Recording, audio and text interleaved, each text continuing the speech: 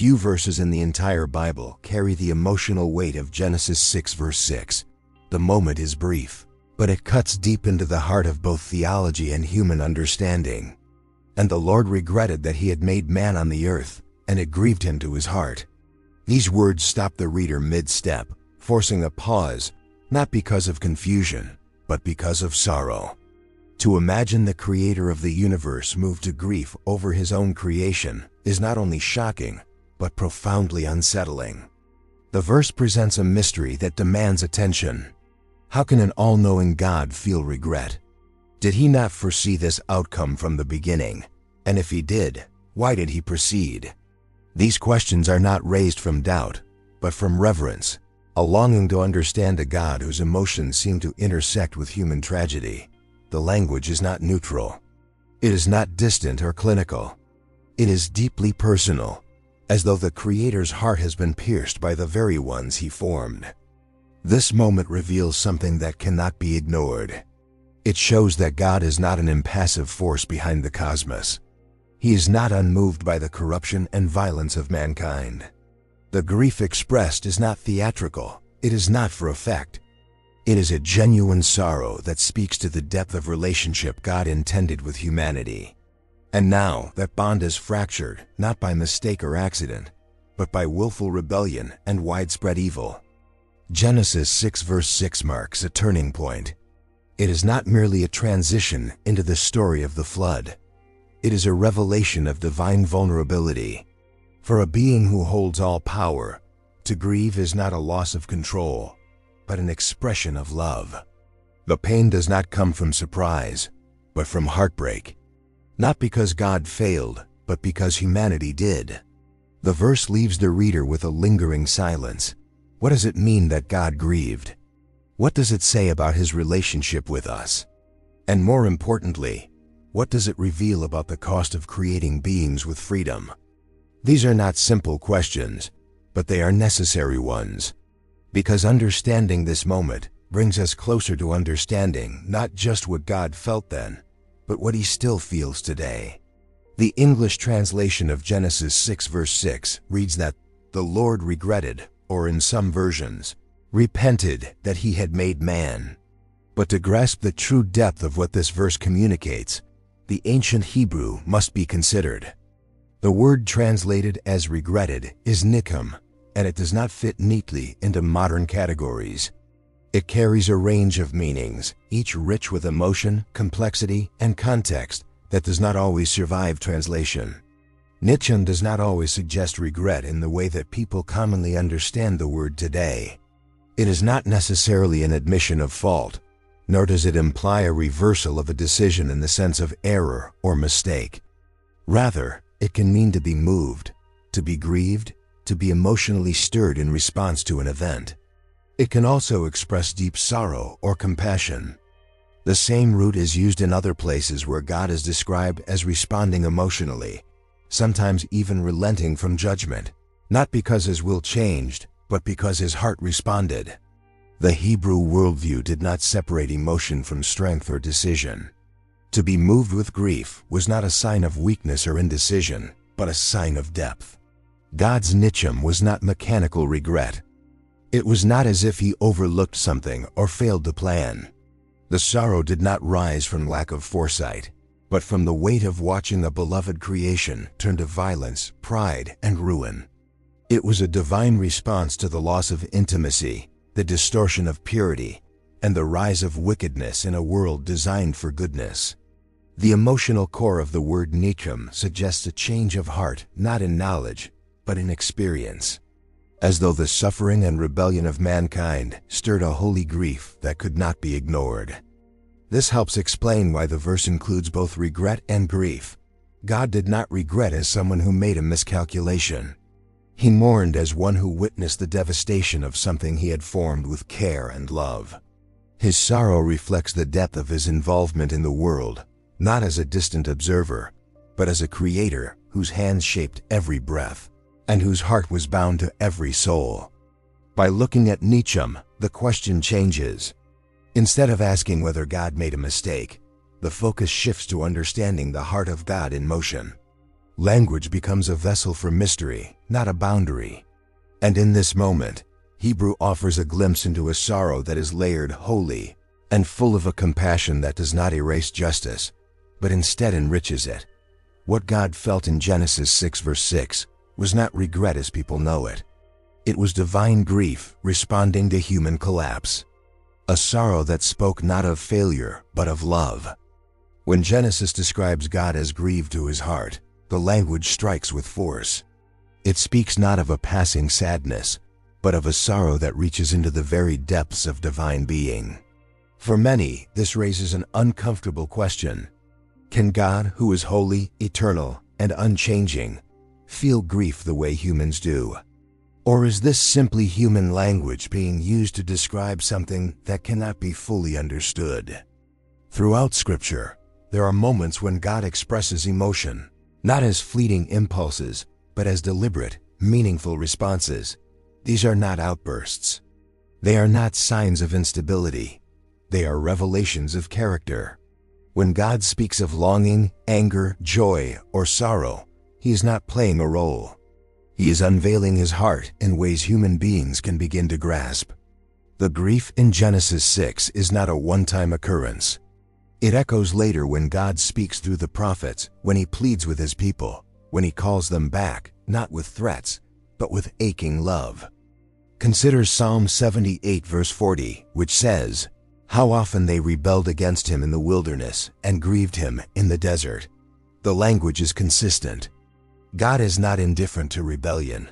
He feels it. He carries it. The Creator who formed mankind out of dust and breathed life into the human soul is not untouched by what his creation does with that gift. His grief flows from intimacy. It reveals a bond so close that sin is not just law-breaking, it is heartbreak. Some may wonder if this language is merely anthropomorphic, a way for ancient writers to make sense of divine mystery. But to dismiss it so quickly is to miss the invitation hidden within it. If Scripture speaks of God grieving, then grief is not foreign to holiness. Emotion is not beneath divinity. On the contrary, it is part of it. What makes God's grief different is not that he feels less, but that he feels more, without confusion, without sin, without despair. His grief is perfect. It is untainted sorrow, pure and purposeful. This grief is not an absence of power. It is an expression of love that takes no pleasure in judgment, no satisfaction in condemnation. It is the pain of watching something beautiful unravel. It is the ache of knowing what was possible and seeing it rejected. God's sorrow is not a sign of regret in the way of failure. It is the sacred wound of love that has been dishonored. And in that wound, the nature of God becomes clearer. He is not distant. He is not unmoved. He is grieved because he cares. The sorrow of Genesis 6 verse 6 did not arise from a single act of rebellion. It was the culmination of a world unraveling. The verses that surround it paint a picture of humanity that had become thoroughly corrupted. Genesis 6 verse 5 describes the earth in staggering terms. The Lord saw that the wickedness of man was great in the earth, and that every intention of the thoughts of his heart was only evil continually. These are not casual failures. This is deep, systemic, relentless darkness. The hearts of people had turned inward. Their desires had become selfish, violent, twisted.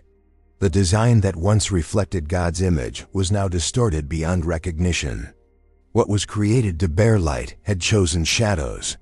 The corruption was not limited to individuals. It had become a culture, a system, a world built on defiance. The earth was filled with violence. Life had lost its sacredness. Human dignity had been trampled under the weight of power, pride, and sin. This moral collapse is what moved God to grief. The purpose of mankind, to walk with God, to care for creation, to live in communion, had been traded for chaos. The very breath he had given was now used for destruction. The image he had stamped upon humanity was buried beneath layers of cruelty. And the pain was not just that people had sinned, but that they had embraced it. They no longer called evil evil. They celebrated it.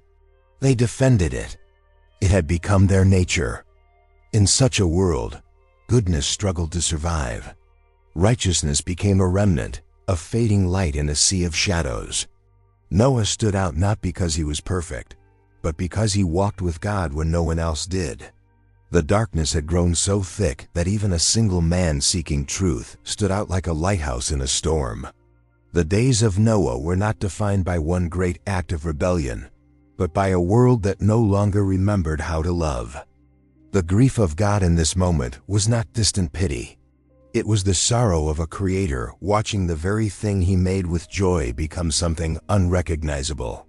The ache was not only for what had been lost, but for what could have been. The world was not meant for this. Humanity was not made for this.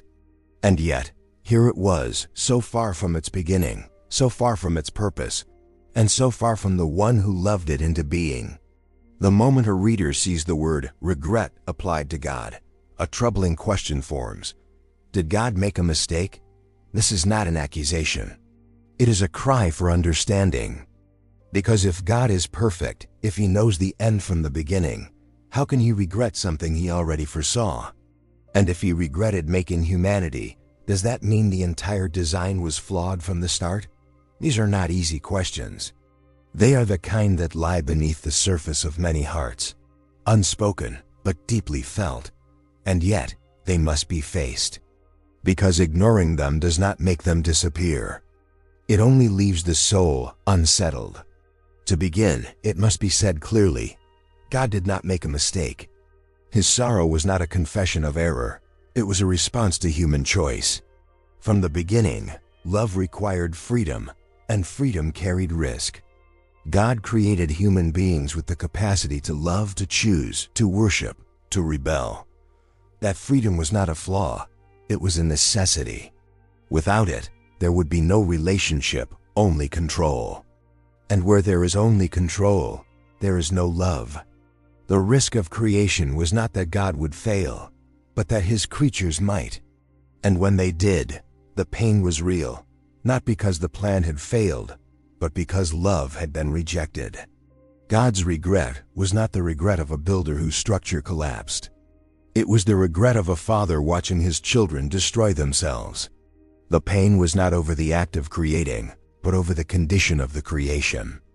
The grief came not from an error in design, but from the weight of love watching its object fall into ruin. To create is to open oneself to joy, but also to sorrow. And God, in his fullness, embraced both. The emotional language of Genesis 6 is not meant to challenge God's perfection. It is meant to reveal his heart. A heart that does not detach itself from pain. A heart that does not abandon what it loves. A heart that feels, not because it is weak, but because it is holy. The sorrow of God is not contradiction. It is compassion. And in that sorrow, the reader finds not a mistake, but a miracle, that the God who knew humanity would break his heart still chose to give them life. To understand divine sorrow, one must look through the eyes of a parent. Not just any parent, but one whose love is constant, unshakable, and pure. Imagine a father who raises a child with tenderness, who watches them grow, teaches them to walk, speak, think, dream. That parent sees the beauty in their child, the potential, the spark of something good and strong. But over time, something changes. The child turns away, begins to lie, then to hurt, then to destroy. The parent watches not with anger first, but with heartbreak. That image comes close to what God feels in Genesis 6. He did not look upon humanity as a failed project. He looked upon them as his children. And what he saw brought pain, not because he had been surprised, but because he had loved. He had walked with them. He had given them breath, purpose, and a world of beauty. But they had turned that beauty into ruin. His grief was not abstract. It was the pain of a father watching his children lose themselves. This sorrow is not inconsistent with holiness. In fact, it is holiness in action. Because love that does not feel pain is not love. God's holiness is not cold or distant. It is full of fire. And when what he made to be good chooses evil, that fire does not just consume, it mourns. The divine heart is not numb. It is fully alive, fully present, and fully invested. Parents who have experienced this kind of heartbreak understand it all too well. The late-night prayers, the tears that fall in silence, the memories of innocence now clouded by rebellion. And yet, they keep loving. They do not turn away. That is the picture Scripture paints of God, not a ruler who discards what disappoints him, but a father who aches when love is rejected. To see God's regret through the lens of parenthood is not to reduce him. It is to draw closer to what he reveals about himself. A parent's pain is not weakness. It is strength shaped by love, and divine regret is not contradiction. It is the sacred sorrow of a father whose love never fails, even when his children do. Although grief filled the heart of God, his sorrow did not erupt into blind fury. The response to humanity's corruption was not impulsive wrath, but a calculated, merciful act that preserved what was still good. Before a single drop of rain fell, God looked to Noah. In the middle of a violent and lawless generation, there remained a man who walked with him. This quiet, almost hidden faith was not overlooked. Noah found favor in the eyes of the Lord. The command to build the ark did not come as an act of desperation. It was a sign of divine patience. The construction of the ark took time. It was not a rushed effort, nor was it meant to be a secret escape. Noah's work became a testimony to those around him, a living warning and an invitation. The judgment that was coming did not arrive without warning, it was delayed. God gave space, time, and opportunity. His sorrow did not crush the world immediately. It waited. That delay speaks volumes. It reveals a God who sees evil clearly, but who is slow to act in judgment. His heart longs for repentance. The ark was not only a vessel of survival, it was a symbol of mercy. It was evidence that even in the face of overwhelming corruption, God still looked for a way to preserve life. He did not wipe out everything without distinction. He preserved a remnant. He remembered what he had made. The very idea of judgment often stirs discomfort. People would rather picture God only as kind, never as just. But true mercy does not ignore evil. It confronts it, not with cruelty, but with clarity. What makes the story of the flood different from human expressions of judgment is that it flows from sorrow, not pride, from holiness, not revenge. The justice of God is always rooted in love. That is why he gave time. That is why he provided a way. After the waters receded and the earth lay silent under a new sky, the first thing Noah did was build an altar. His response to survival was worship. He did not celebrate his own strength. He gave thanks. And God received that offering not as a transaction, but as a moment of renewed connection. It was here, in the aftermath of loss, that God spoke a new promise. The covenant that followed was not small. It was not a temporary agreement. It was a declaration that no matter how deep the sorrow, no matter how widespread the rebellion, God would never again destroy the earth in that way. The rainbow stretched across the sky like a bridge between heaven and earth, a sign not just of peace, but of commitment. God was not turning away. He was reaching forward. The world had been washed clean, but humanity remained the same in many ways. The heart of man was still vulnerable to sin. The problem had not been solved by water alone. But the flood was not about erasing a mistake. It was about resetting a relationship. God made a covenant, not because he expected perfection, but because he desired faithfulness. The promise was made knowing the failures that would still come. Hope began to grow again, not because evil had disappeared, but because grace had taken root. God's grief did not lead to distance. It led to a deeper bond. The rainbow was not merely a symbol for the skies. It was a declaration for every generation that would follow. A reminder that judgment may come, but it will never be the final word. In that post-flood world, God reaffirmed the value of human life. He renewed his command to multiply, to fill the earth, to live. The earth, once drowned in sorrow, now breathed again under the mercy of a promise. And that promise was not based on human strength, but on divine patience. God did not end the story in grief. He turned it toward restoration. And even in the storm that would follow, mercy remained. God remembered Noah. He remembered the animals, the earth, the promise that lived inside that wooden ark. His regret did not lead to abandonment. It led to preservation. Even when the world grieved him to the core, God did not let go. He still held on to hope, and he still made room for it to survive. The sorrow of Genesis 6 did not disappear after the flood.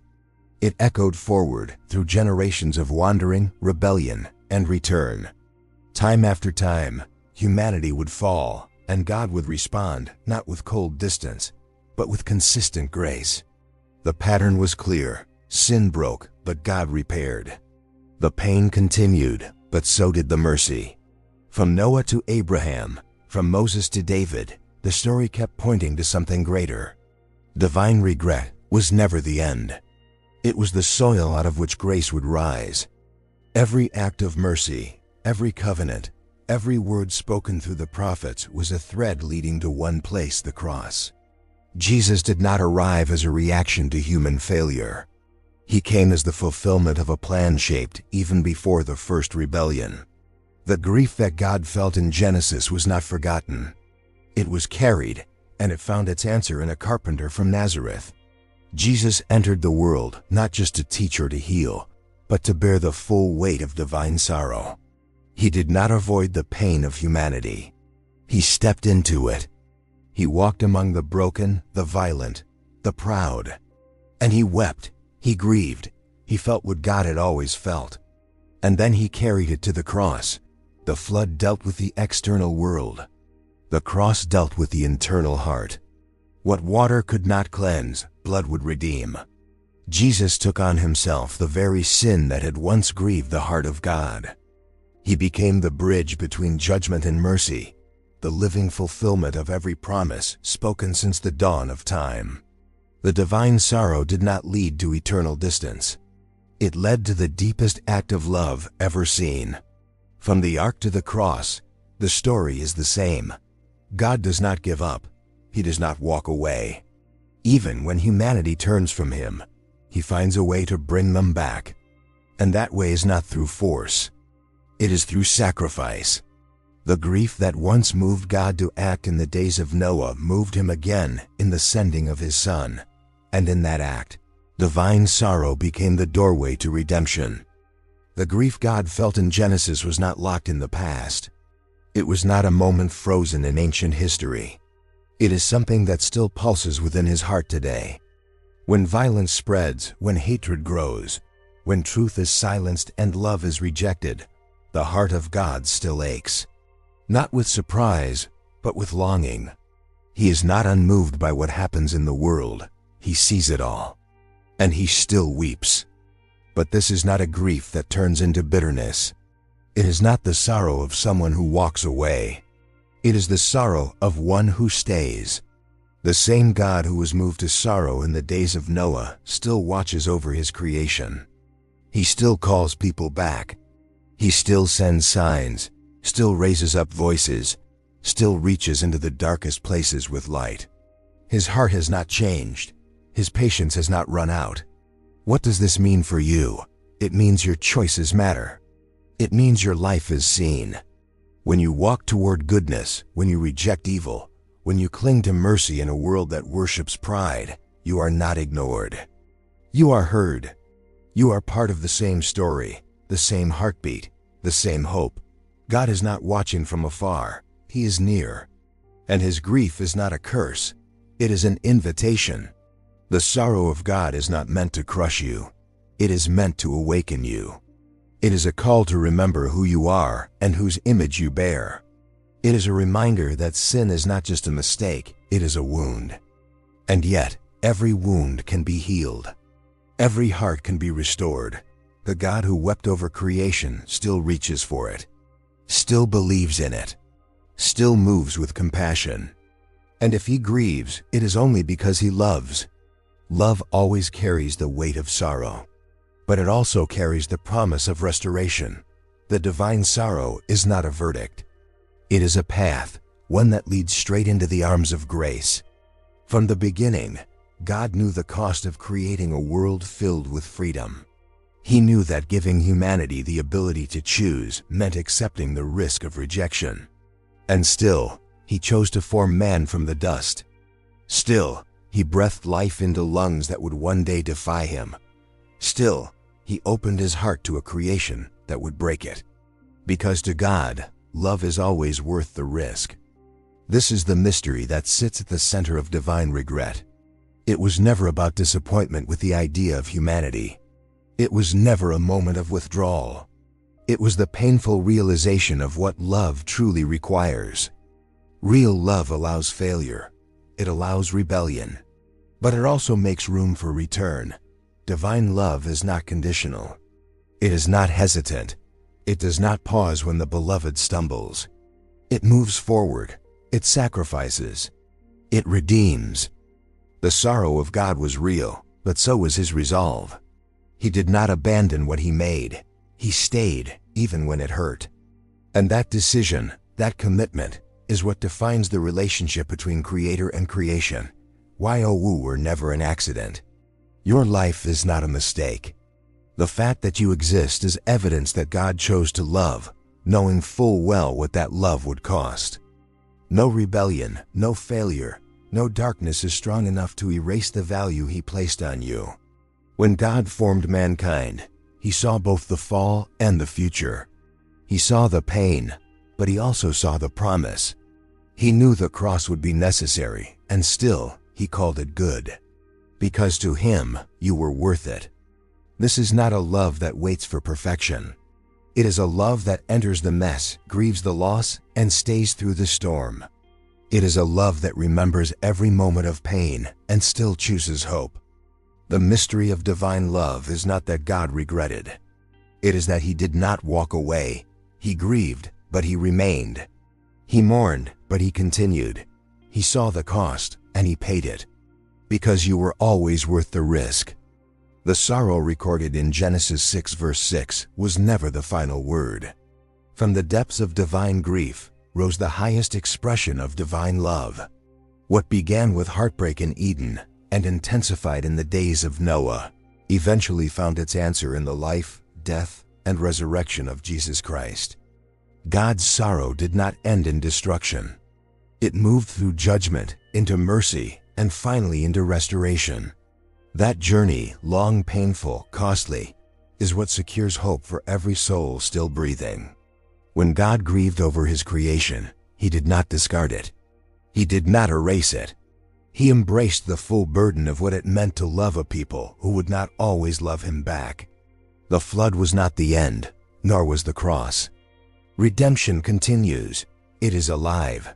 It reaches across centuries, across languages, across the chaos of this world, and it reaches straight into the heart of every listener willing to stop and hear it. Divine regret was never a moment of failure. It was a moment of deep, unrelenting love. A love that hurts, but still chooses to stay. A love that sees rebellion, but still calls us home. A love that bore the weight of sorrow so that joy could be made eternal. You are not forgotten in that story. You are not overlooked in that love. The same God who grieved in Genesis still watches over this world, not with hopelessness, but with open arms. What God began with creation, He will finish with glory. Every tear He shed, every moment of sorrow He felt was for the sake of redemption. And that redemption is not distant. It is offered now, freely, fully, because the grief of God was never about turning away. It was always about making a way. And that way still stands open. If this message touched your heart today, do not let it stop here. Subscribe to the channel so you never miss another word of hope. Like the video if it spoke truth to your spirit. Leave a comment below and let us know how God's message reached you personally. And most of all, share this video with someone you love, someone who might be hurting, someone who needs to know that even in divine sorrow, there is still room for grace.